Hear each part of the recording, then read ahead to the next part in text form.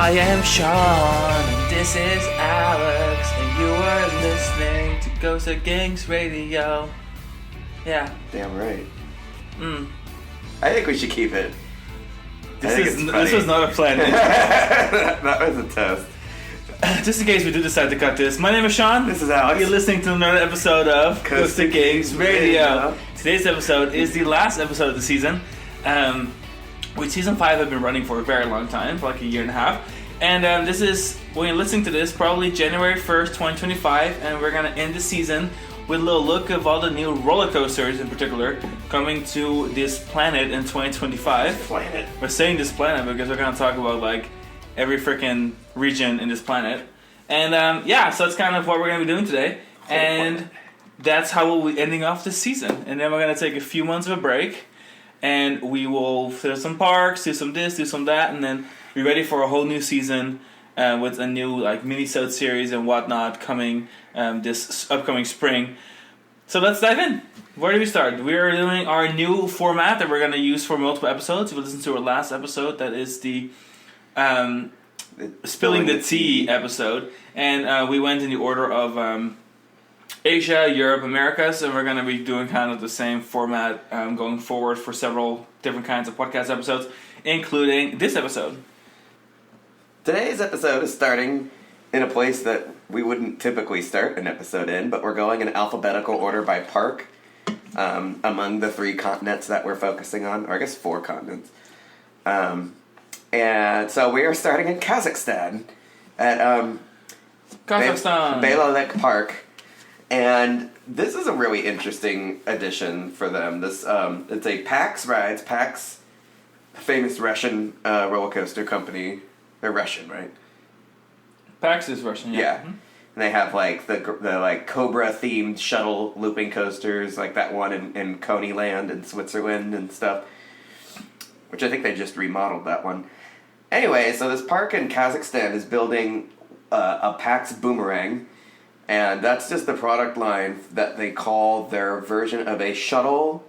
It's a shuttle coaster, and it's like a Zack Spin type shuttle coaster. The layout's pretty straightforward. It's kind of like a U-shaped layout, but it has a nice vertical like S ribbon in the center of it.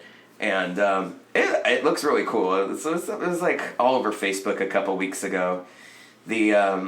Perhaps its most striking feature is on the spikes where the track ends. There's like cross ties and stuff, decorative ones, that just kind of end and are like floating in midair for a very like dramatic effect. I think it's a neat looking ride. I don't think we're going to be going to Kazakhstan to ride it or anything, but it looks cool. And next up, we're heading to Malaysia, and we're going to talk about Genting Skyworlds. And for 2025, supposedly, they've been working on this roller coaster for a while now.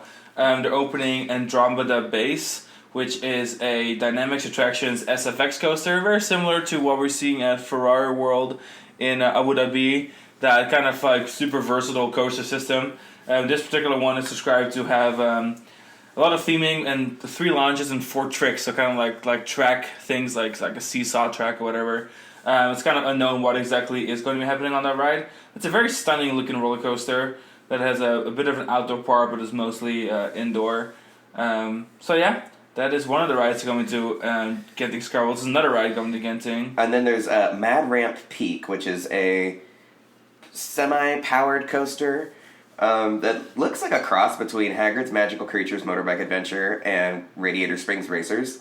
It's got like a slot car looking ride system, but it turns very tight corners. It's a very compact version, and it has 6 individual motorbike vehicles with sidecars on them. Both of these rides have been under construction, like along with the park for years now, and I'm not sure if it was like intentional that they would be opening later or if they were just delayed. But Skyworlds has just been running with the family coaster and the little suspended coaster this whole time. And I'm hoping for them that they get both of their their e-ticket coasters now online for 2025. And then Happy Valley Shenzhen, moving on to China, is installing a Jinma Rides LSM multi-pass full circuit shuttle coaster, launch coaster. So what's happening is it looks like it's replacing the plots of previously the SLC, if I'm understanding that correctly. And it's going to have a station on one side, and then it's going to just move yourself into a launch bay. The track behind you will switch. It won't be as high action as the Intamin ones, where like the switch track is quick. This looks like it's going to be slower switch track, but it has a backward spike and then a pretty long layout. Doesn't appear to have inversions as far as we can tell. Actually, there may be one inversion on it. Maybe a twist. But there isn't much information known about it. All that we know is that it's one of the new rides coming to Happy Valley Shenzhen, and it's a Jinma multi-pass launch coaster, aka a full circuit shuttle coaster. The Legoland parks are doing a lot in Asia right now. So there's 2 parks that are under construction, and one of the parks in Korea is building a clone of Turbulence, the max spinning coaster at Adventureland in Long Island, New York. That seems like a cool fit for a Legoland park. It almost seems kind of like on the intense side. But the Legoland coaster, the Legoland park in Korea is kind of small, so like it's good that they're getting another coaster. The only coaster that they have is the Dragon, like the standard Zero Force 5 Dragon coaster. They don't even have the miniature one. Like almost all the Legolands have like a tiny kiddie coaster to go along with their Dragon giant kiddie coaster. And Legoland Korea doesn't even have that. They just have the one coaster, and so now they're getting Turbulence as the second coaster for the park. Fairly new park, opened in 2022. So it's kind of like their second phase. And like Alex said, lots of Legolands coming. So another Legoland park under construction now is the Shanghai Legoland project.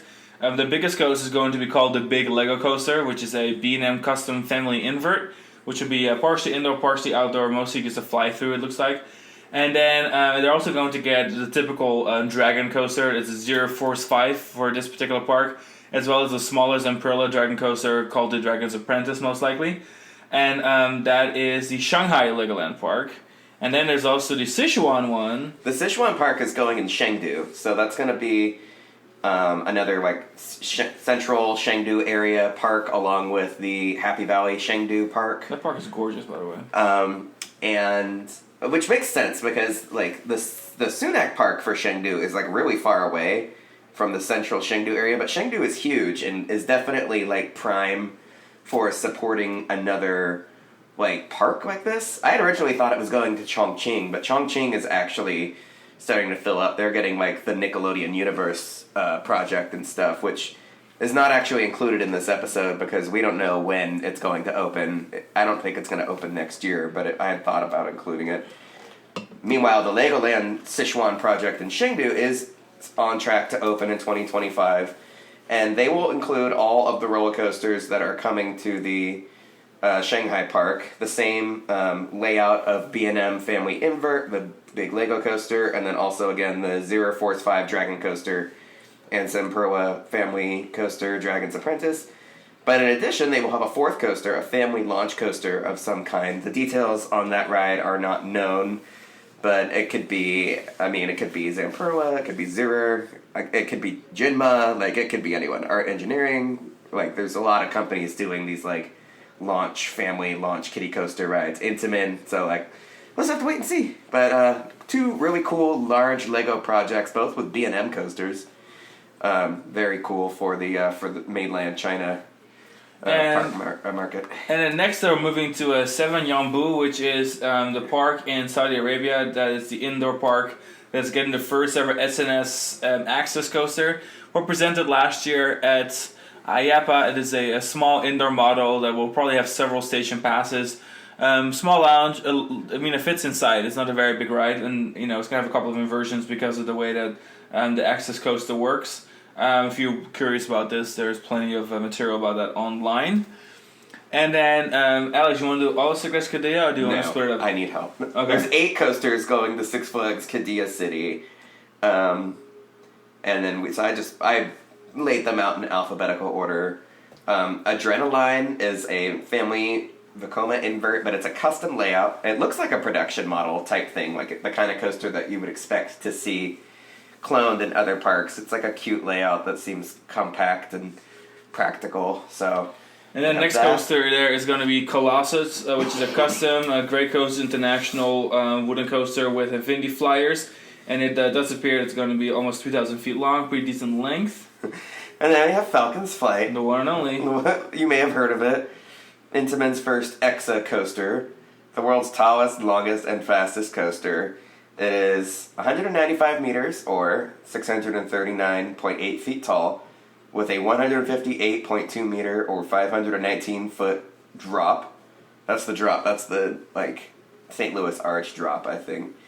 Maximum speed of 250 kilometers per hour, or 155.3 miles per hour, which is almost 6 miles per hour faster than Formula Rossa. And then 4,250 meters, or 13,943 feet of track. It's the one and only. And then next up is the one I'm probably most excited for, which is Iron Rattler, which is a custom Vekoma tilt coaster. About 4,000 foot long. Has 5 inversions. It's going to be the biggest tilt coaster built. Doesn't really say a whole lot right now because there's still many under construction. For all the projects going on, it's the biggest one. It's quite big. And then next ride. It's got a bunch of cool inversions too. I don't know if they're all detailed to a great degree on Roller Coaster Database, but there's some mention of the inversions it has. It's got a double barrel roll twist thing and stuff.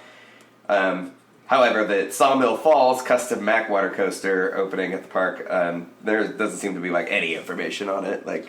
Nothing except for probably maybe some semblance of renderings, maybe bits of it poking out in larger concept. So that one we'll have to wait and see.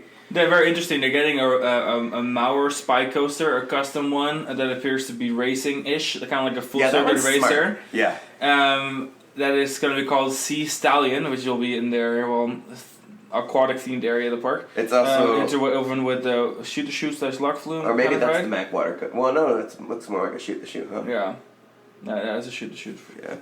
And then there's Spitfire, which Spitfire looks really cool, and obviously it's being greatly overshadowed by Falcon's Flight and to a lesser extent the Vekoma Tilt Coaster, but it's an LSM full circuit shuttle launch coaster. It looks a lot like Stealth at Thorpe Park, except it has a back spike and the top hat is an inverted top hat instead of a right side up top hat.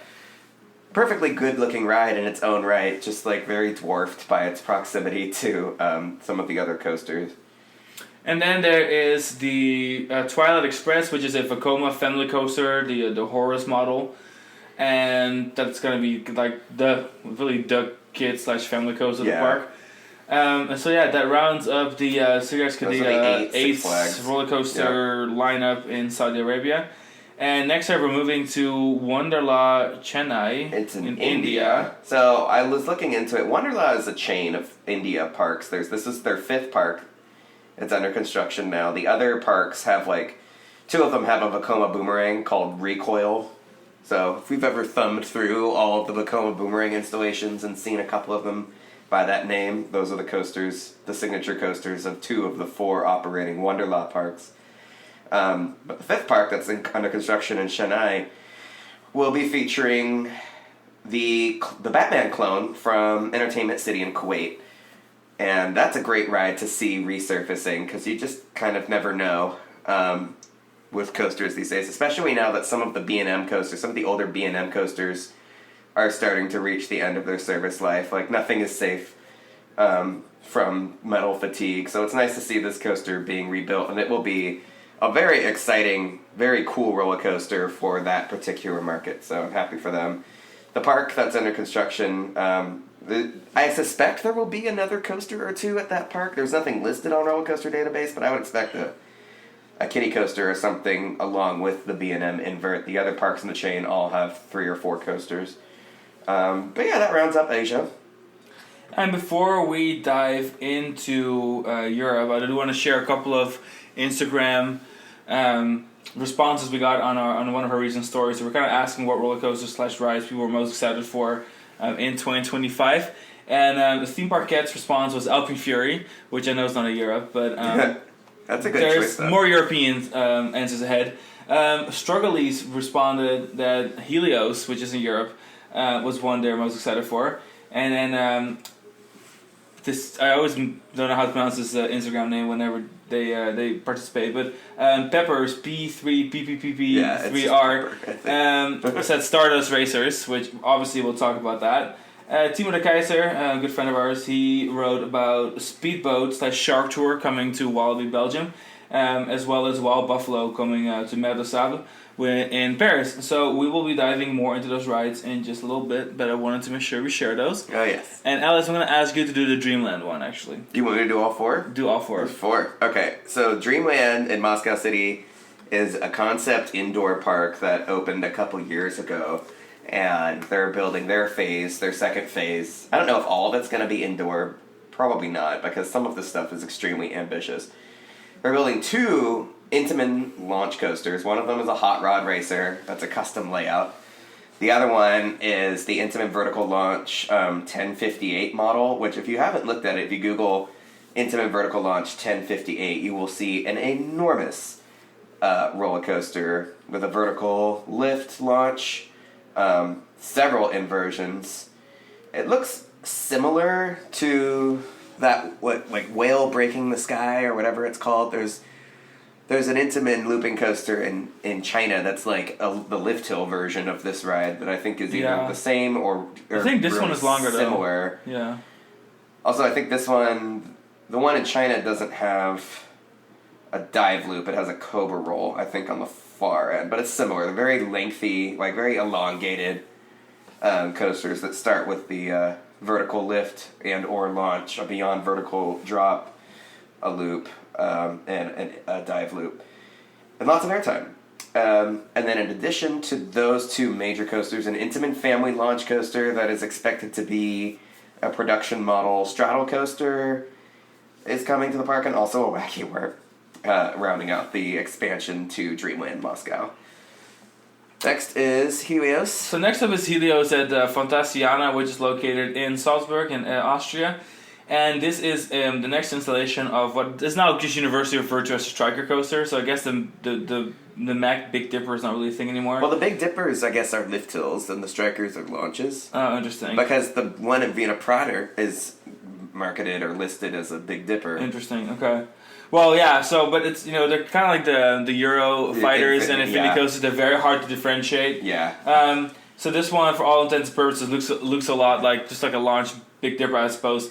It's replacing that crazy little PAX Mine Train coaster they had, which everyone did think was really cool. They had a proper send-off for that ride. But it is a very small little park, and so this is a really compact little striker coaster. It looks very good, very exciting, a couple of cool elements. Looks like it's going to be good theming, very tight turns. I'm actually quite excited for this ride. Yeah. I do anticipate making a travel for this, but it is very small. Like, we mustn't underestimate that this thing is not going to be.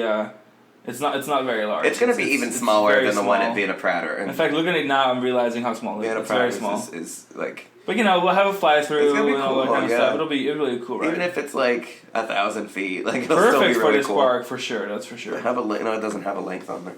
Yeah, but that'll be a cool project. Next up, we're going to Paris to Jardin d'Acclimatation.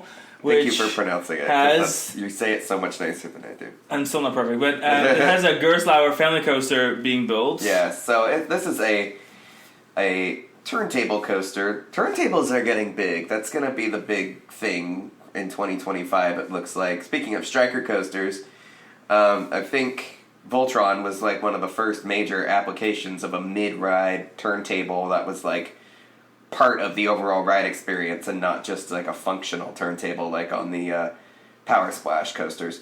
But yeah, so this park added a Gerstlauer Bob in 2018, and so now they are continuing the Gerstlauer trend with a large family coaster that will have a turntable, mid-ride, and backwards portions. And then next we have another new park, lots of new parks, either new parks or like major expansions to existing parks. But there's an indoor park coming to Poland called Mandoria. Yeah, so the indoor park called Mandoria coming to Poland. It already has currently 3 operating coasters. So the park is already they opened in 2021. Yeah, so they had one ride that I guess they it's in storage and there's they've got a no coaster telling they're if it's ever thinking going of to actually be building, but they built. haven't decided yet. But one coaster that does appear to be built for, or being built for 2025 is called Aquila, and it is a family launch coaster, a custom one by Vekoma. They're building a special tower for it. There will be a giant window where you can see the train kind of blowing by. It looks very cool, but there's not much known about the layout itself except There's for the fact that little drawing there has it. This is where it says. Oh, I you see can kind of now. get an idea. Yeah, for it kind of goes around the. It kind of goes around the park. The scope of it sort of reminds me. I don't know of if that's the actual ride though. Is that it? Isn't that it, or is that a different No, ride? I think it's showing that the ride's going to be in this part of the park because it doesn't have the tower or anything. I think this is a pre-existing coaster that goes through the park. It doesn't actually seem to line up with the concepts. Oh, interesting. You know what I'm saying? Then I totally misinterpreted that. But in any case, the ride looks like. Well, the length would match up. It's not super tall. No, the coaster you see there is this coaster here called Carrara. That's already in the park. That's going around the park. Is it like a powered coaster? Like yeah. a So whatever we just said is not correct. There's no actual layout of it on the promotional material. All we know is that there's a tower being built for the new coaster where it's going to kind of go through. But the actual layout we don't actually know yet. At least. Well, we do know that it's the same family of rides as like Big Bear Mountain. Yeah. It's probably going to be a single station, single train, pass through kind of experience like the one in Sweden, at Furvik, or however you pronounce it. And then, let's see, moving on. Next up, we're going to go to Merdesaab, which is not far from Park Asterix, actually. I always kind of forget that they're really, really close to each other. This is a smaller park with only a few roller coasters. But in the traditional sense of small French parks, they too are adding a small wooden coaster. This time it's a GCI coaster. And it's going to be called Wild Buffalo, and like one of our readers, listeners, Gravity Group talked about. Right, or is it? It's a GCI. Oh, it is Spirit Coaster GCI. International. My notes were wrong. I'm very excited for this because I kind of like the smaller, mid-sized wooden coaster trend that Europe is going through. This is going to make me think already kind of El Toro at Freizeitparkplein. And it looks like it's already almost done with construction. It looks so cute. It looks very cute. It's neat how it's like a twister, and the station is right in the middle of it. And it all kind of fans out radially from the center of the coaster. That's such a cool addition for them. Yeah. Speaking of Park Asterix, that's actually next on our list. Sonic Coasters in Paris. Yeah. How do you want to pronounce this one? How do you? It looks like it's Cetomatix. Cetomatix. Custom Gerslauer spinning coaster that is replacing their antique car ride that opened with the park. It has a French theme, obviously, and a racing car theme. There's a whole story about it, I guess, that's already been released in the promotional material. So anybody who looking to familiarize themselves on the context of this ride, beyond the fact that it's just a cool-looking Gerslauer spinning coaster with some custom scenery, you can check that information out on Roller Coaster Database or probably on the park website. Next we're going to Potts Park. Potts Park. Have you been to this park? I have not been to this park. I almost went. But you know what? It is in North Rhine-Westphalia, which is where I used to live really close to, so I'm surprised that I haven't been. This is really going to be their first coaster that is like of great substance or interest to. So Brausen Saus is a really funny name, by the way. Brausen Saus. This is a Gerslauer. Wait, sorry, no, it's not. It's an art engineering family launch shuttle coaster. It looks a lot like a Gerslauer actually from a distance. It's gonna have It's gonna have like an officially tide-propelled launch and then also a tide-propelled boost and a spiral rollback, whatever that means. I'm a little bit confused by this ride, but the spiral rollback looks cool in the concept. I think it's gonna be similar to. No, I'm wrong. It's not going to be similar to it. I was thinking, is it going to be part of the same product line as the one that's at Skyline Park? That one is a SBF Visa family launch coaster. Art Engineering has been they're the ones doing like the family launch coasters at the Paramount parks right now. So Canada's Wonderland and Canada's Wonderland last year, Carowinds this year, and then they did the tiny little kiddie coaster at Europa Park, Baba Express. They don't have very many coasters yet. I don't think they've even built a custom coaster from this launched family coaster product line of theirs yet. Mostly they just do little kitty gravity coasters, like Noisette Express at Ningla Land or the Duplo Dino Coaster at Legoland Windsor. Oh, and I guess they worked on Cannibal at Lagoon. I did not know that. That must have been added in retrospect. Cannibal, Bambora, Wonder Mountain Guardian. Okay, yeah, they've got some Primordial, par for the course. But yeah, Bros and Sauce is kind of an expansion on their kiddie launch coaster concept. Although it's not super long, it's only like 600 feet. And then staying in Germany, we're going to Serengeti Park, which this is actually announced to be for 2024, but it appears that it's delayed. Gozimba, which is the RAS Air Loop roller coaster, which is hard to describe, but it's a pretty basic layout, but then the vehicles that are attached to it is almost like that Gerstlauer Skyfly ride. So like you're attached to like a pretty generic track. It's a big ride, but a pretty generic track. But then the vehicles individually choose to, you can do your flipping and stuff. So it's a very interesting and kind of it's a neat concept. New kind of concept. Sort of like a hybrid. But it appears that it's delayed. I've seen videos of it testing, so I know it must hopefully be they get it online soon, because it's been. I mean, they were almost done with it by the end, like 2023. They were pretty much done with it in testing, and it just the test and adjust phase has just been a lot longer than they expected.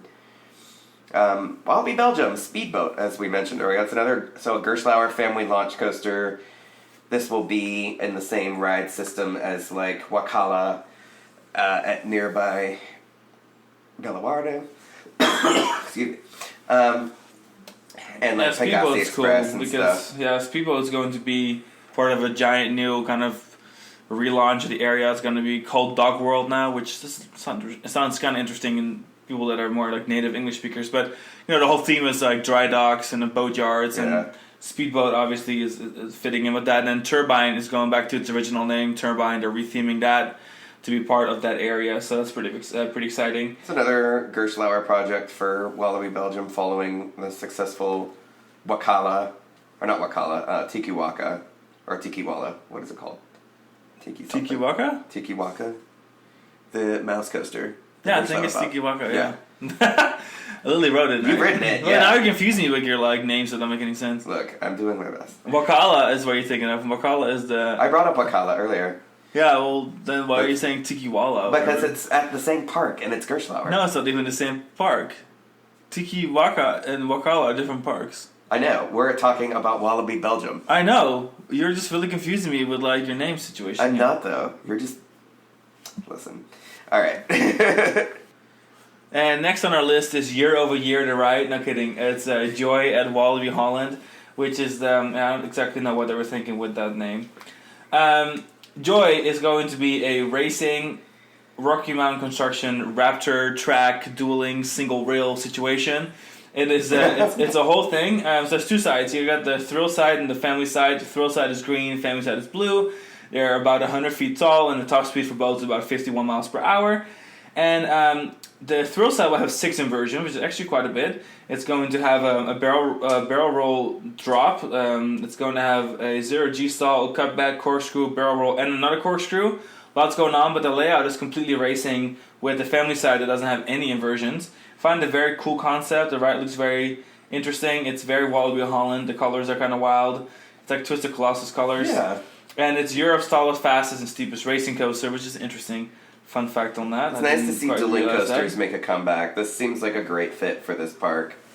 Yeah, it's very interesting, and it's quite big. It's going to use a part of the park that we haven't seen anything constructed in ever, so it'll be kind of nice. It's going to be sitting between Express's kind of like main coaster part and Goliath on the backside of the Rapids ride. So I'm excited for this. It's going to be a cool fit for them. Very it's big. Excited. And my little roller coaster tycoon 2 dream is always, to expand this giant map. So the more expansion, the better. And I think it's a nice compliment to their lineup, because their lineup is already kind of unique, and this is another one of those kind of weird choices, but very, very much fits, I think, the Wallaby Holland coaster collection, I think. Mm-hmm. And next up, we're going to go to Wiener Prater, which is where the actual Mac Big Dipper is located. And that project is looking great. It's super compact, as you might expect from anything that is being built in the Prater. But very cool coaster. And then in addition to Vienna Looping, allegedly there's a family coaster that is also under construction.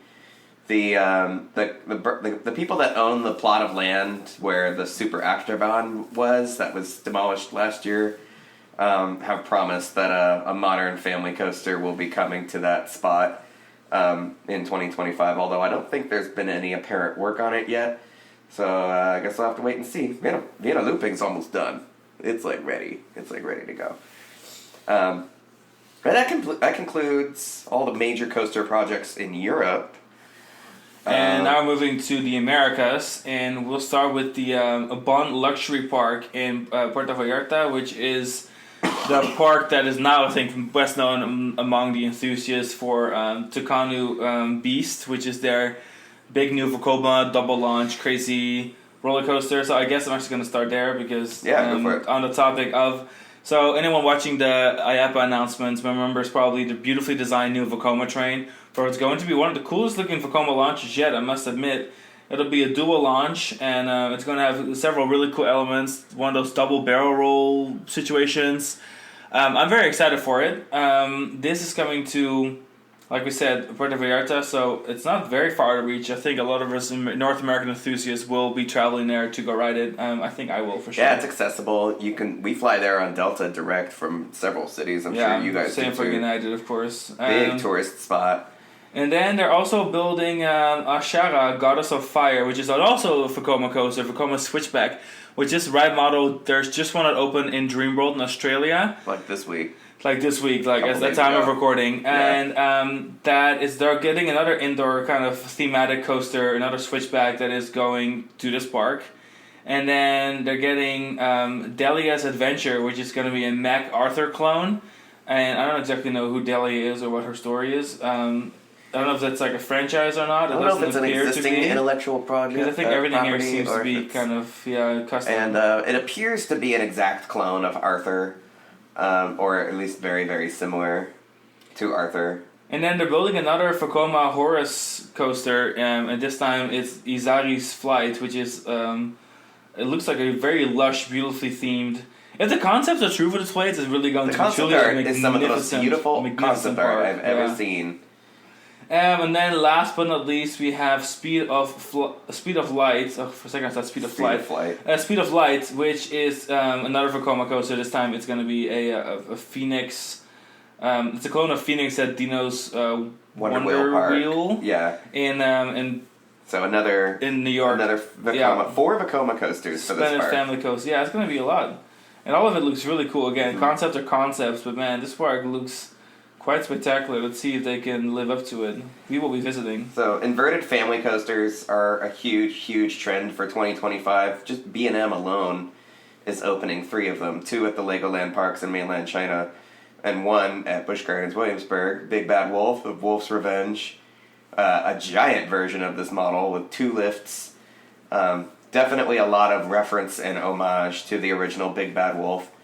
We just saw pictures this week of construction of the Bavarian village that the ride will be traversing around. A true revival of the original ride's concept. I still wish it was a suspended swinging coaster. I'm not as excited about like a family inverted coaster. I really want the cars to swing. Like I really was secretly hoping that they would get Vekoma involved and do like a swinging turns. It didn't have to be a clone of Big Bad Wolf, but I did want the same ride system. But this is still cool. Hopefully it'll be fun. Hopefully it runs well. We're a little weary of modern B&Ms these days just because of like the way that rides like Penguin Trek and Phoenix Rising just don't run very well. There's a really bad fiberglass rattle on these rides, especially considering they're so new. Hopefully that's something that can be ironed out as the rides go on. Pipeline didn't run particularly well when it first opened either, but Sean rode it a couple days ago. Yeah, it ran very well, actually. And he said it ran surprisingly well. So there is hope. There's hope. And then next up on our list is in Canada's Wonderland, Alpine Fury, which the name itself is a question mark for me. But I am excited for the concept of it. So using the giant Wonder Mountain in the center of the park, this multi-launch coaster from Premier will feature 7 inversions, a couple of launches. One, kind of small star launch, and then a big launch through the mountain. It looks like it's going to have a cool interaction with both Wonder Mountain Guardian and with Vortex. I'm excited for this ride. It looks cool. I'm not so stoked about the trains. I'm not gonna lie. I think Premier's biggest holdback here is just the fact that their trains are just not very comfortable and like a pain in the ass to get into. Yeah. But layout wise, it looks quite spectacular. It's kind of like a big hypercoast with inversions, stretching all along the park. It is really one of their biggest additions yet. So it's cool to see what's going to happen there. And it looks very heavy on the barrel rolling. It's all barrel rolls, so it's all rolls.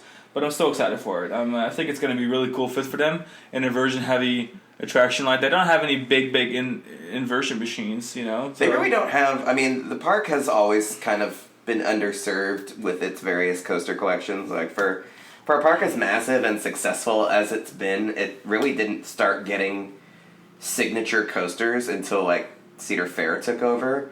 So it's nice to see their lineup get fleshed out with like really unique, one-of-a-kind rides like Yukon Striker, Leviathan, and now Alpine Fury. So yeah, even though the trains suck, I wish Premier Rides would like force themselves to reevaluate the comfort level of these Skyrocket trains. Obviously, we're in the minority because if people were really that bothered by them, then like they would have changed them by now. But they've been doing this to us for like 12 years now, so I'm just kind of used to it. But yeah, it should still be a good ride. I look forward to the experience once I'm belted and seated and like not tripping my way through the vehicle. Tripping my way downtown. Carowinds is adding Snoopy's Racing Railway in 2025, which is looks like an exact copy of the ride of the same name that was added to Canada's Wonderland in 2023. It's a great addition for Carowinds. They've had a very large kiddie area, kind of in the same vein as Carowinds and Kings Island, Kings Dominion. These like legacy Paramount parks have always prided themselves on these giant kiddie areas with like multiple coasters, and now Carowinds. Sadly, Carowinds will not have a net increase in coasters because Nighthawk.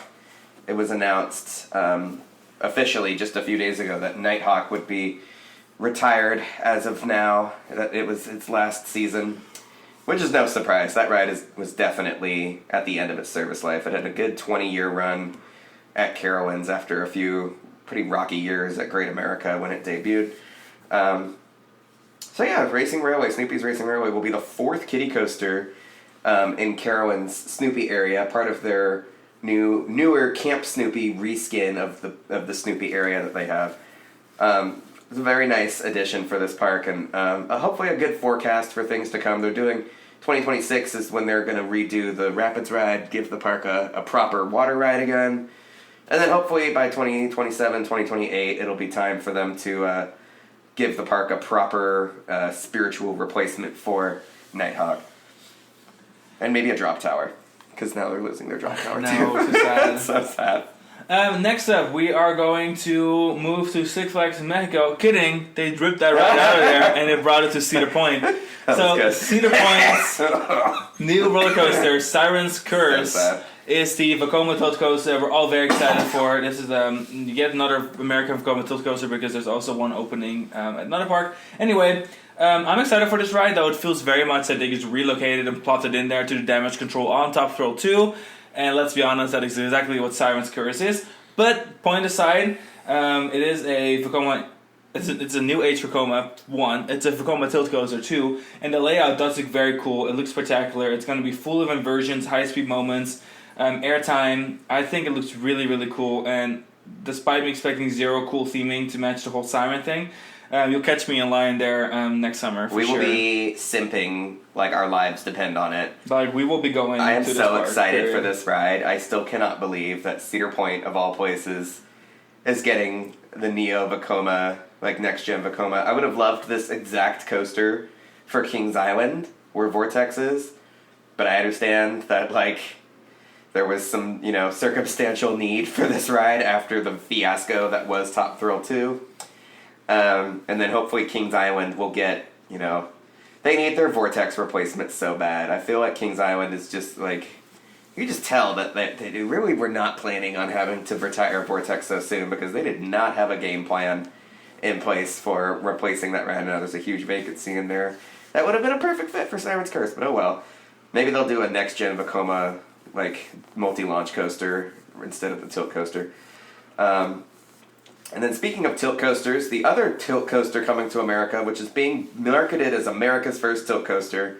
We'll see who opens first. Yeah, hopefully. I would expect it to open first because I think Coda Land in Austin, near Austin, Texas, Circuit of Americas. Circuit Breaker, great name. One of the best roller coaster names in years. That appears like it's going to open before Siren's Curse, if for no other reason because the park is going to have it open earlier in the year than what Cedar Point can probably do for us being so far north. Although, didn't you say today that they expect Siren's Curse to open? They expect it to start cycling in April, so it could be open first. I mean, who knows? Cedar Point has a good track record of getting stuff open early season. So Circuit Breaker will be open by April, hopefully, based on the trajectory. Coda Lands is, so far they've had this little amusement park like next to the racetrack that is only open during events and like races, concerts, and whatever. But now I guess everything is moving to the new dedicated theme park that has the 2 brand new roller coasters. And I guess like their existing coaster collection will move there. And they're also now getting a 3rd coaster. The Funplex Family Entertainment Miniature like Micro Park from SBF Visa that ran for a few years in Myrtle Beach publicly announced their closure a couple weeks ago. And Coda Land was quick to snap up their Fun in the Sun SBF Visa Big Air coaster. So it's similar, it's like a larger version of what we rode in IAPA in 2019. So a big ring-shaped SBF Visa coaster that has two hamster wheel vehicles on the front end, and then spinning vehicles for the rest of the train. It's designed to like encircle a collection of SBF Visa rides, hence the micro park concept. I don't know what Coda Land's plans are necessarily for the interior of this section, but I do know that FunSpot bought a few of the rides from Funplex, so it's not like Coda Land didn't just buy the whole kit and caboodle. I think they just got the coaster, whereas the other rides went to FunSpot and probably some other buyers. But next, we're going to another Cedar Fair park, back to King's Dominion. So in King's Dominion, they're adding a B&M launched wing coaster, which I love my B&M launch coasters. I love my B&M wing coasters. And I'm actually very excited for this, because if it's anything like what we've experienced at Holiday World, it's going to be a really cool ride. It has some cool, unique elements, like a wing over, which is kind of like a sideways top hat that they're doing. It has some airtime moments. It looks like it's not heavy on the inversion, which is refreshing. There's only like 3 real inversions here. A dive loop, a flat spin, and a what they call a raptor roll, which is just another freaking roll, guys. It's not the raptor roll. You know, every single park has to come up with all their own raptor elements, everything. But anyway, so it's still going to be quite exciting. 65 miles per hour launch, has a nice fly around. The Jungle Expedition like entry plaza, several fly arounds if you consider the wing over. Great fit for them.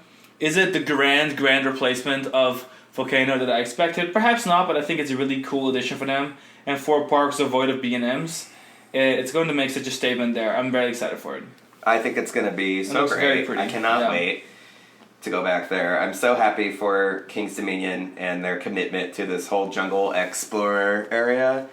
Because now, like, Flight of Fear is getting rolled into it. Obviously, the previously announced rename and retheme of I-305 into Panthera. So yeah, I'm very excited, very happy for King's Dominion. This like huge overarching project of theirs is finally coming to a conclusion. Although they still have to figure out what to do with Backlot Stunt Coaster, because I guess that's like the last piece of that puzzle. Anyway, now we're going to Lost Island in Waterloo, Iowa. They're building Fire Runner has already started vertical construction. It is a clone of the RMC single rail Stunt Pilot at Silverwood, which is basically the same layout as Wonder Woman, Golden Lasso, and Railblazer at Great America, except it has a 10 vehicle train, right, instead of 8. I think that's what I heard. 12? Is it 10? Oh no, I thought Stunt Pilot already have more. Stunt Pilot has 10. The big ones have 12. Like I'm actually Jersey not Devil entirely has sure. 12, and then obviously Railblazer and Wonder Woman in Texas have 8. So I think this is an 10 car version, like the one like Stunt Pilot. Yeah, it's gonna be 12 cars. That was right. Oh yeah, okay, yeah. So it's a stunt pilot clone. So basically, almost the same as the OG RMCs, just like articulated 12 cars, though, not 10. Oh, it does have 12 cars. Yes. Mm-hmm. Doesn't stunt pilot have 10? I thought they had 12 too, but I mean, So they're only an Test 8 all and 12. these. Interesting. For some reason, I thought there was a 10-car train. Stunt pilot's 10. So Okay, it's it just is getting 10. longer and longer. So now they're wow, doing 12. okay. So Fire Runner will have a 12-car train. Fire Like, thing. Fire Wow, thing. great, babe. We'll have a 12-car train. Well, I keep wanting to call it Fire Girl because she's a female She's that. fire goddess on the front of the vehicle or something. But yeah, so it actually will offer its own, a unique experience, even though it's physically a clone of Stunt Pilot, by having a 12-car train now that will offer a different kind of experience than what we've come to expect from the shorter car train models. Now we're going to Glendale, Arizona. So Arizona, which is kind of void of any major theme parks, they have a zoo with rides and castles and coasters and whatnot. But now they're getting like the first big indoor theme park, which is a Mattel themed theme park. The game / toy manufacturer, and Mattel Adventure Park will have 2 roller coasters. Both are products of Chance Rides. Or is it still Chance Morgan? Yeah, no, it's just Chance Rides. No, it's just Chance They're Rides. both Anyway, products of Chance Rides, and they're both Hot Wheels. They're both Hot Wheels themed. One of them is Hot Wheels Bone Shaker, the ultimate ride. What a fun name! This is a more family style roller coaster that's going to be kind of hopping across the roof of the whole park, and then finishing with a big helix, and then going into the final breaks and back into the building. Very reminiscent of the one at Nickelodeon Universe in New Jersey. Yeah, I hope the trains are more comfortable because those trains are terrible. I think they're going to be bigger. Like, they've got the custom-looking trains for these already to be Hot Wheels, so I'm praying that the seat molds and shit are actually going to be bigger and more family-friendly, because the one in New Jersey is running just like the Chance Big Dipper rolling stock, basically. It's like very tiny. Now the coaster I'm very excited for is the Hot Wheels Twin Mill Racers, which is also obviously a Chance product. And this is a Launch Hybrid GTX, which is going to have 4 inversions. It's going to be themed to like a Hot Wheels track, the colors of the supports and the colors of the track and the look of the track. It's all based on the actual set that you can buy and put together. And it's going to be a really funky layout. It's going to have different size loops, different sizes of corkscrews, and a lot of swingy little elements and airtime moments, and it looks completely whacked, but in the best way possible. Like, it looks really fun. I'm so excited. And I'm actually incredibly stoked for this launch coaster. And the vehicles for it were displayed on the 2023 IAPA. Gorgeous vehicles. And all in all, it looks like it's going to be an absolutely phenomenal roller coaster. And it takes up like the whole side of the park is honestly all... like, if you look at construction videos of it, the whole wall of the park is all that coaster. So it's going to have the brake run inside, the launch inside, station side. So it takes up like pretty much the whole width of the park, and then the coaster is outside on the side. So I love this project very, very so cool. much. Very I'm excited for more details. And they've already greenlit a clone of this project for... I mean, originally when they announced it was for 2025, but that was before the Glendale Park was delayed to 2025, so I would guess the second Mattel Adventure Park, which will have a clone of each of these coasters, should be like an exact clone of the park, has been announced for the Kansas side of Kansas City, Missouri, probably opening in 2026 at this point. But speaking of Missouri, Oasis at Lakeport, a little like a family park concept that's not too far away from the Branson area, kind of in the middle of nowhere, but like fancy, high profile entertainment, like resort village area. I think opening 2 Vekoma family coasters. One of them does not have a name yet, but it will be a clone of. It'll be the Vekoma family invert or canon clone, like Dragonflyer at Dollywood. And then a Vekoma family boomerang, the rebound ride layout, the figure 8 layout, like what Kings Island got, will be called Shootout. So there's 2 Vekoma family coasters for Oasis at Lakeport. And then we have Daddy Pig. Next, we're heading to Texas, to Peppa Pig World, which is one of multiple family theme parks now being constructed in Texas. That seems to be the new thing for Texas. Yeah. And this is just another one of these Imperial Kitty launch coasters, one that we see now at Camp Snoopy and Knott's Berry Farm, the one that we see at the Peppa Pig World / Land in Florida. Not much to talk about, but exciting that, there's another park coming to It's Texas. an interesting thing, I guess. So the Peppa Pig park for Legoland here in Florida was kind of a concept park because they added it to the Florida resort, and now they have copied. They're building whole clones of these little parks. The other one's in Germany. Actually, I think, is that one opening? Merlin Entertainment. Oh, that one already opened. Okay, so yeah, last year, Papa Wutz's Achterbahn opened at Peppa Pig Park in Günzburg, Bavaria.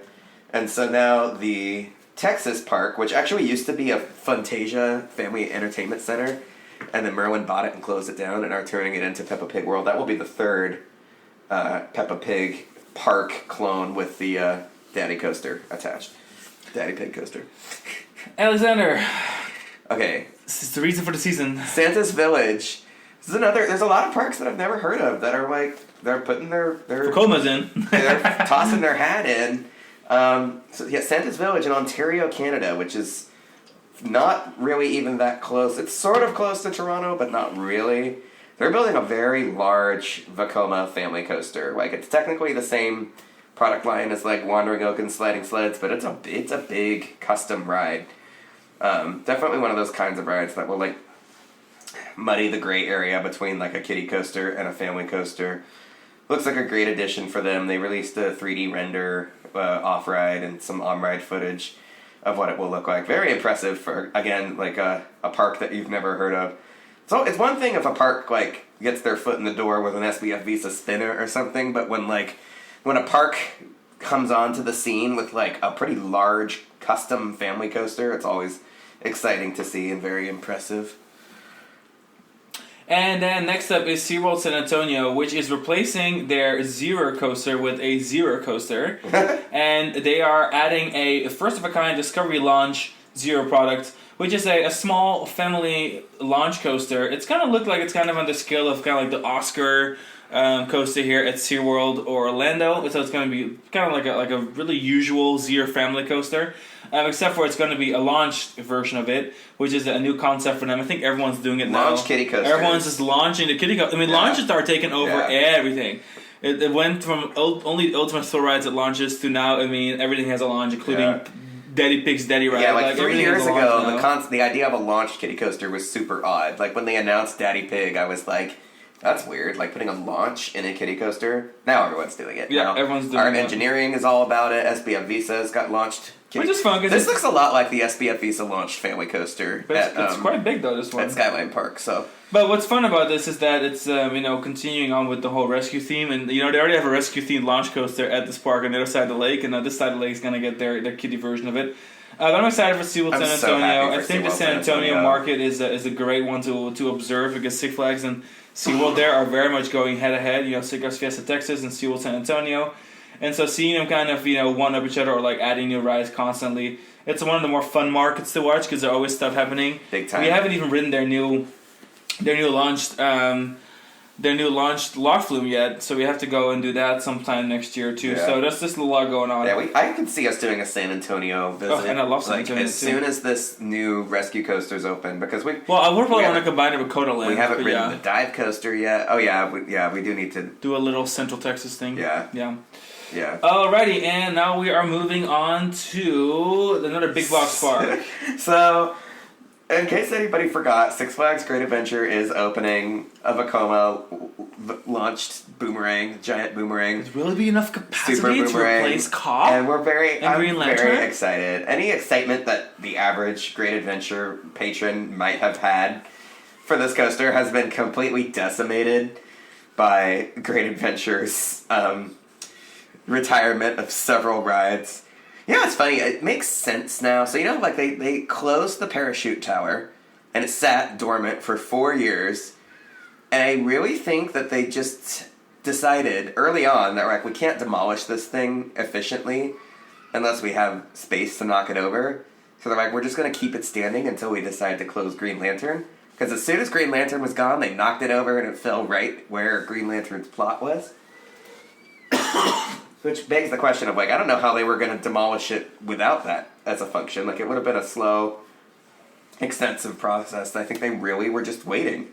They're like, all right, we're going to demolish a ride next to it, so don't knock it down yet. It'll be a lot cheaper once we get rid of this other coaster that's next to it.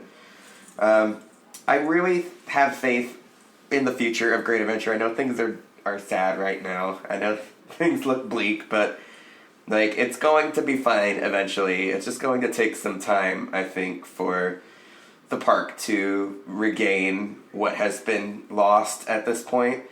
It just seems like a lot at once for them to cut, and I think Carowinds is kind of going through that now too, to a lesser extent, with them closing a coaster, a flat ride, and like a major thrill ride. But I guess it's just going to take some time.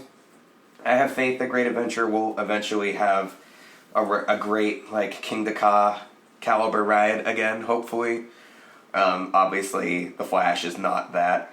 If only the Flash had opened on time. This was one of the many projects that was intended for 2024 and delayed to 2025, which really kind of contributed to 2024 being kind of an off year in the United States, because like several coasters either didn't open in 2024 or were simply didn't open on time and delayed until the following year. But yeah, I'm really excited for Flash. I still want to go ride it as soon as it opens at Great Adventure. For us as Vekoma fans, as Neo Vekoma fans, it's like too significant of an attraction for us to neglect on opening year, even if it is like going to be a rough year overall for Great Adventure. Poor Great Adventure. So now we're going to move on to the next big box park here in the Six Flags chain, and that is going to be Six Flags Great America with Wrath of Rakshasa. Wrath of Rakshasa. I don't know who she is or who they are, but cool name. It's hard for me to keep remembering how to spell it. I don't know if I'm the only one that struggles with that. Who is this Rakshasa person? She is an Indian demigod, I believe. Okay, well, I do appreciate the name and the theme, and it's cool and it's different. I just have a bit of a hard time sometimes spelling it. But anyway, I'm excited for this ride. I'm actually very excited for this ride because I like the way that dive coasters are trending now. Do they run as well as the original? Most people will tell you it's not the case. But the originals for me were very much one-trick ponies. Like eventually, they were starting to add these splashdowns to do something else. But they were really just focused on the drop. And now we're getting into the age of all these dive coasters that are doing all these inversions, and they're kind of like the replacement of the floorless coaster in a way. Where like they're floorless, but they also have a dive drop, so they're vertical drops. And I think there is very much. Alex and I were having a conversation the other day, and we were talking about how the dive coaster really went from one installation like once a decade to like maybe every couple of years to now being like dive machine, dive machine, dive machine. And along with the wind coaster, it is really one of two big B&M products now. And maybe with the family invert now, think about it, that are really kind of being built a lot. And this dive machine looks like one of the coolest ones yet. It's going to have an Immelman followed by a dive loop, some really weird twisty elements into a helix, a zero G-roll / flat span, another roll, big directional change into a helix. I mean, there's just a lot going on this ride, and it's not even that tall. It's only 180 feet tall. It has a 96 degree drop, which is the steepest drop in a dive coaster. 5 inversions, 67 miles per hour, record breaking, but not massive. It's just really a fun layout. I'm just imagining, like, I love Emperor at SeaWorld San Diego, and I'm imagining it like a double length Emperor. It looks really fun to me. I love how crazy substantial this ride's layout is. Right? Great fit for the park, and too. I'm not really that big. Like, so the dive coasters for a long time, even up to as recently as like Dr. Diabolical's Cliffhanger at Fiesta Texas, there was like this, almost this, I guess, obligation for the dive coaster to do 2 dive drops. But I just feel like these coasters do that at the expense of their own momentum and their own potential. Now, I haven't ridden Dr. Diabolical yet, but I don't feel like the layout doesn't really excite me. It's not that weird little airtime. The way that, yeah, that's true. It doesn't excite me the way that Wrath of Rakshasa does. Or even smaller rides like Valkyria at Liseberg and Emperor. And like, I just think that using a dive coaster as a traditional sit-down looping coaster with a great first drop is what appeals to me as an enthusiast more than the whole, like, a ride like Shikra, where it's like, okay, you do the drop, you do the inversion, you come around, you go up, you do another vertical drop, and then you turn around, and then the ride's over. That's not to say that those rides aren't good rides in their own right, but I really think that the product line is hitting its stride by being the next generation of multi-looping coasters that are just happen to be very compact and space efficient and have a great first drop. Next is Quantum Accelerator That's at yours, Six Flags baby. New England. I don't know, like, isn't this themed to their like mine town area that the ride is but in? also steampunk. Okay. It's like some steampunk professors, steampunk little machine idea, which is a Intamin straddle coaster. The ride layout looks great. If it's anything like the one at SeaWorld San Diego, the name is escaping me now. What's it called? Oh, Arctic Rescue. Arctic Rescue, yeah. If it's anything like Arctic Rescue, which it looks a lot like Arctic Rescue, it's going to be awesome. Yeah, I actually really like the straddle coasters. Now that they're more comfortable, I think Curse of a Dark Coaster or just Dark Coaster is a great ride. I think Arctic Rescue at SeaWorld San Diego is an awesome ride. I think this will be a really fun layout, and it has that weird little shiftily high moments middle of the ride. I think it's a it good almost fit for has them. like a top hat. It's like this gravity-defying architectural thing that they've done with the tallest portion of that ride, where like the single beam following it over. Exactly, and focusing on the on some family rides there. It'll be a nice compliment to the spinning coaster on the other side of it. I think all things considered, it's a nice balance. Like, will I miss the giant of a boomerang sitting in that weird spot? Yeah, but that's just me, I guess. Six Flags New England really needed this. I can't even remember the last time they haven't gotten a new coaster since the Joker. I think that was the last time they got a new coaster. Yeah, if I'm not mistaken. So next up, we're moving to Six Flags over Georgia, and we're going to talk about what I find one of these strangest additions ever is Georgia Server. It is a one-of-a-kind ultra surf coaster from Intamin, and it is it's pretty much like a Mac Power Splash, like Pulsar, except for it is a simulated splash, it appears, and it's spinning ride vehicles, like one disc, or like one vehicle with two spinning discs on them, and you're facing outward. It is 60 miles per hour. It's about 144 foot tall. It is a choice for me. It's definitely the different, ride system, but I don't know if it's what I needed. It's a blown up version of an Intamin half pipe, basically, but it has an airtime hill and a simulated splash.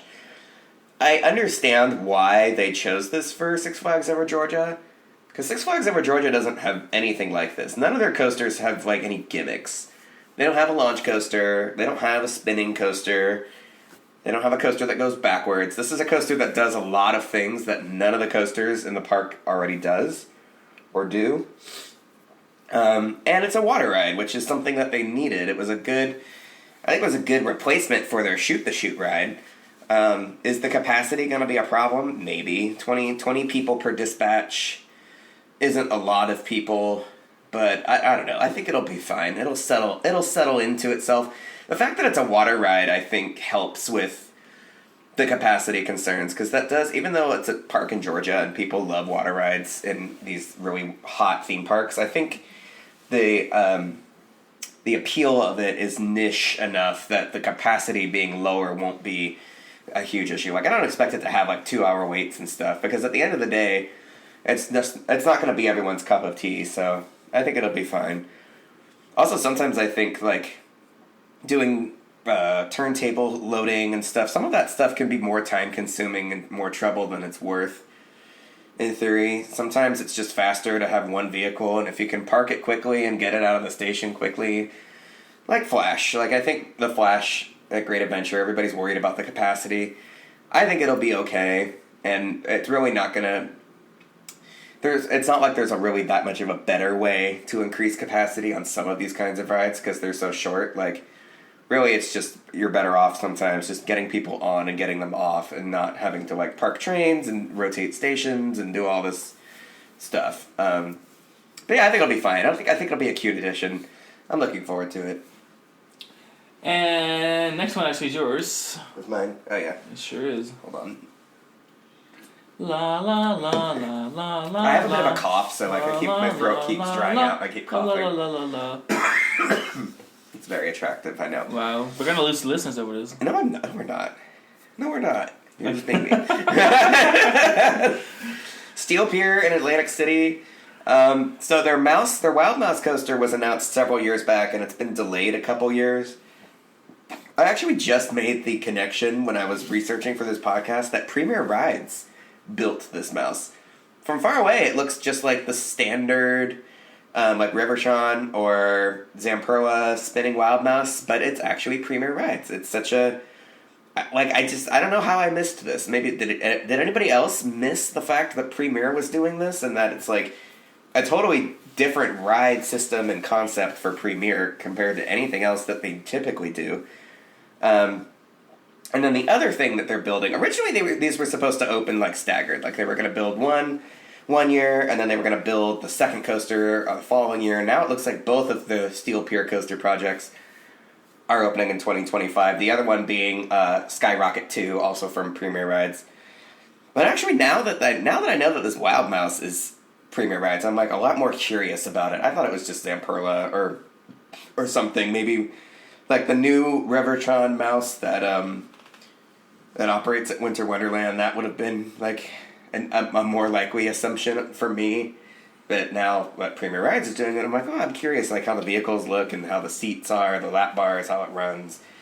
Oh yeah, so now we're about an hour 5 in. We have arrived at our final destination. So to start or to finish the season and to finish this episode is with what was probably the most anticipated park of 2025.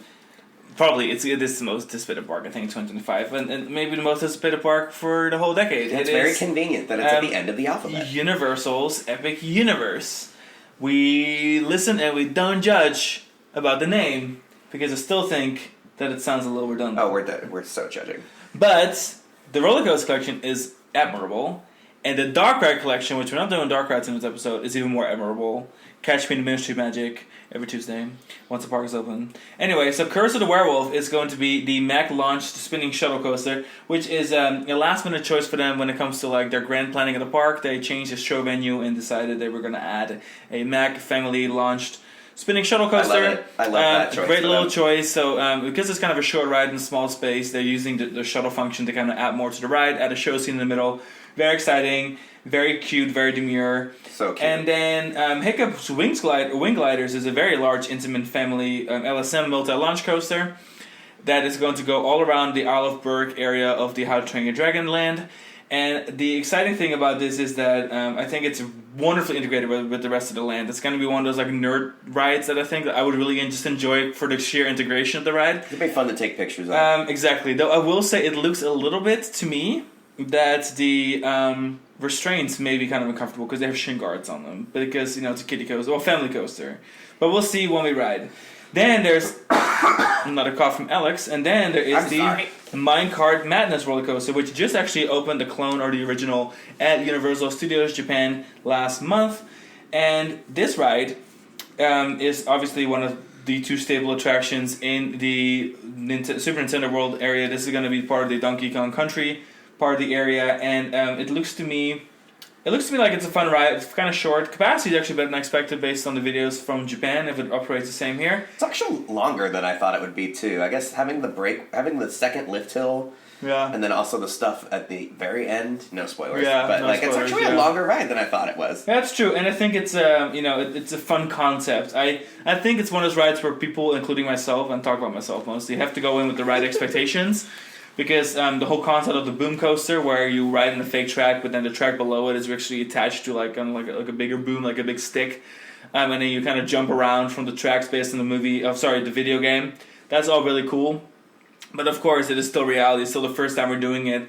For me, I need to accept the fact that it's maybe not going to be as polished or as cool and wild as I am hoping for. I'm glad that we've been watching the POVs. I'm glad too. Some rides I don't want to be spoiled, and other rides I want my expectations managed. I know, that's good. So. And then the coaster I'm probably most excited for is going to be Stardust Racers. I mean, we're talking big boy, dueling, flying high through the sky, hyper inverting, racing Mack launch coaster that will probably have a rattle because it's Mack. And I'm still very excited for it because there's some cool elements on there. It is my racing coaster dream. I'm excited for this ride. The trains are really cool. Have you seen the latest Adventures by Andy? Yeah, when it's like video, testing and the stuff. The lights are testing on like full blast. Yeah, I think it's really cool. The lights are so over the top. I love it. It is a The It's most nice to have flamboyant light scheme on a roller coaster. It's also nice to have ever. like a big attraction that isn't like part of a franchise. Also very refreshing, yeah. You know, and like it's like an aesthetic, and I'm all about aesthetic. Like I kind of love like Hollywood Dream for all the wrong reasons because it's an aesthetic, and this ride is all about the aesthetic. Yeah. Like this aesthetic of Celestial Park is one I actually really like.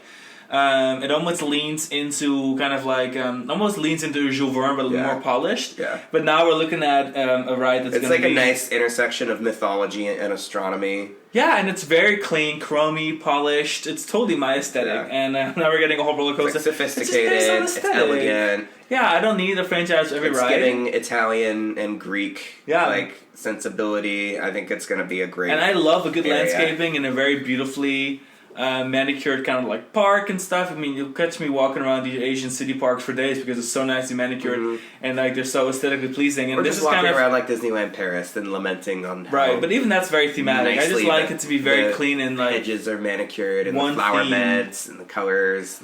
So Celestial Park is something I'm looking forward to, and I'm obviously very much looking forward to the Stardust Racers. I know. I wrote it. I'm sorry. Stardust I put the Racers. wrong name on the notes because I'm terrible. Stardust Racers now. I think Stardust Racers is an even cooler name, personally. I think Starfall. Like there's something about like Stuntfall, Starfall. Starfall like, Racers sounds cool. more like I can understand why Starfall Racers was their first choice, but Stardust Racers is even more serious. That's whimsical. Well, when you think of Stardust, like blowing at I Stardust. think about how like we're all made of stardust, like all of us. Well, then it becomes When we're born of stardust, we die of stardust. Everything is stardust. It's very. I don't know. It's a very. I think Starfall. Intense. I don't know. I mean, you win. That's the name they're going with. But Yeah. I don't look as if a lawsuit, right? Yeah. Some other company was using that name already.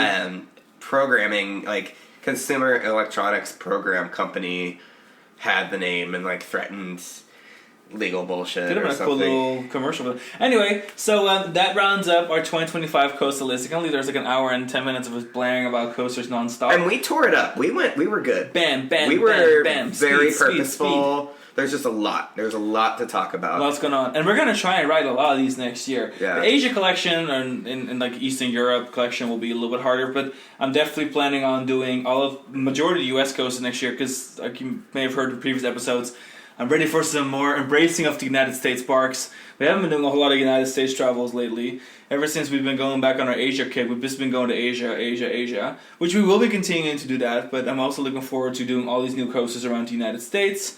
Do you want to talk about what's your favorite or like what you're most excited for on this list? I haven't actually given it a The thought. coaster I'm most excited about on this list Can I is... guess? Can I guess? Yeah, guess. I don't know if I'm going to guess it right, but I'm thinking... Of a coaster that I'm actually planning on riding. Okay. I think Falcon's thing is like a reasonable thing for people to be excited about, even if they're not going to ride it, which I have no intention of going to Saudi Arabia. Yeah, okay. But, so, I'm thinking only what we're going to ride. I'm going to say... Like, realistically, we'll ride it this plan year. on riding either this year or in the next couple of years. Okay, well, I'm thinking Siren's Curse. That's it. Yay! Siren's Curse! I'm in my excited about Cedar Point era. I know. My first time here. Because of Vekoma. Yeah. I know. I'm excited for all the Vekomas on the list. No hate between any of them. But I will say Siren's Curse I'm very excited for. And Tokani Beast also. I think we'll get there sooner or later too. And then, but definitely the Tilt Coaster is coming back, baby. Oh my god, it's so exciting. And honestly, like, Coda Land's coaster, the layout looks amazing too. And like something I said in the last episode is that like one of my highlights of 2024 was finally riding Gravity Max. And but now, let's take on the next generation. Like the Tilt Coaster is back, baby. Not to be completely predictable, but if the next gen Vekomas make up like my top 5 of the 5 coasters that I'm most excited to ride. We're secretly planning a little trip around China that we're going to do like the great Phantom Wild parks because they all have these new Vekoma coasters. And I kind of want to ride get all on of at them. least one, if not 2 or 3 of the Vekoma Top Guns. And I want to do the Renegade. And I want to do all these coasters. So, but of course, the one that's easiest is probably going to be Siren's Curse. Hopefully, I will wait in line for that. I'll buy And I guess, another one that we could have talked about for this year was Top Thrill 2, because I guess now it opens in 2025. Well, it officially opened. It did officially open. Delayed. People did ride it. Yeah, It's been closed. It's already been open now. It's just, down for maintenance for a very long time. It's open for 4.5 days. I guess that counts. Yeah, I mean, it pays off to be the first to rush over there. Usually, I'm someone who likes to rush over to rides, but maybe it's not always a bad idea. But I expect these Fagomas to run. Well, now I'm really glad we didn't go, because I would have been pissed, because then I'd be like, well, now I have to fucking go back. Like, and we're either, if we had gone and ridden Top Thrill 2, that would have been cool, but then if it had been open, but now having to do Siren's Curse and Top Thrill 2 in the same visit is going to be it's going to take up a lot of time. Well, I think we're going to need to do 2 days. Oh, for sure. But I will be in Siren's Curse's line first. Yeah. No doubt. I'll look at Top Thrill 2 from a distance, and I'll write it later. Yeah. Alrighty, guys. Before we end the season, I want to thank everyone very, very much for all your dedication, for leaving us reviews on Spotify, Apple Podcasts, wherever you're listening, Pocket Cast. I appreciate all of that very much. Our social media, everyone's been so interactive on our Facebook and Instagram. If you're not following us there, unlikely, but make sure to follow us there. We're now on Blue Sky. And it's been a really great long season. I mean, the season has ran since last September. So it's ran for a good year and 3 months, and we've talked about all sorts of stuff. Lots of Asia. We've toured. We did all sorts of content episodes. So I encourage you to go back and listen to all these episodes we've done. I think it's officially the 169th episode we've ever released. And now we're gonna take a little breaky break. We're going to travel some more. We're gonna collect some more content. And we'll, of course, be posting every single day, several times a day on our Facebook and our Instagram. So follow us over there. Follow along with our journeys and all the other topics I bring up. Every day I try to post a couple of cool pictures of rides that we've ridden, and then post like an opinion about it and kind of have a discussion with our followers, and I really enjoy doing that. So we'll be continuing to do that. And then next season we're going to change things up just a little bit. Of course, it's going to be the same host. Alex and I will be doing the majority of the podcast episodes, and I will be doing a new mini-sode series, which is more of a weekly newscast. So every single week you will be catching me on the weekly dispatch, and it's going to be quick facts, quick news, up to date, everything that happened the last couple of days. Bam, presented to you, you're caught up, and I enjoy kind of talk about the newer things. And then, of course, Ian and Sven will also be here to join us on episodes and also do their own mini-sode series. And we'll have probably a logo change. So if you are looking for us next season and don't see a logo that makes any sense, we're still around. It's going to be probably a different logo. You'll see our signature crown in the new logo, because our current logo doesn't have the crown in it, because the logo precedes our crown design. So we're going to incorporate that in some way, shape, or form. And with that, thank you once more for an amazing season, and we will catch you guys in a few months on Season 6. Want to say thank you? Thank you, everyone. Thank you. Season 6, that has a great sound to it. Season 6, that's cute. Alright guys, bye. Bye.